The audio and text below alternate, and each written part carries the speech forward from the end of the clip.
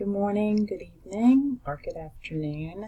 I thought I would take a little bit of time to talk to you 101-100 students and explain a little bit about the lab course that you have and sort of what's happening with that.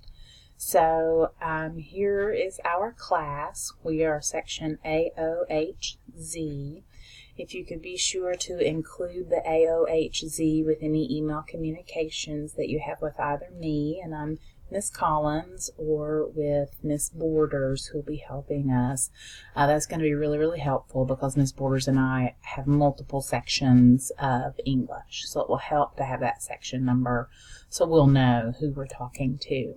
So inside the English 101 shell, if you go over here to syllabus and click, you'll notice that the syllabus says English 101 and English 100 online.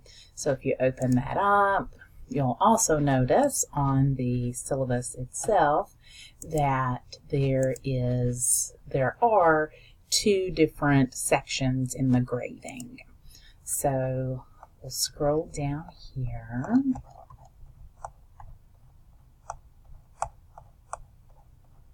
It's a long syllabus. So here you'll notice there are assignments for English 101, and then here there are assignments for English 100. You will get 2 grades. English 101 is a 3 credit hour course, so it's worth 700 points. English 100 is a 2 credit hour course worth 500 points. To simplify your life and mine, I have put all of the work for English 101 and English 100, 2 classes, into just the English 101 Blackboard shell. So on your end, though things are labeled English 101 or English 100, just do the work and you will be fine. But it is possible to pass 100 and fail 101, or to pass 101 and fail 100. So good faith effort in both classes, you should be fine.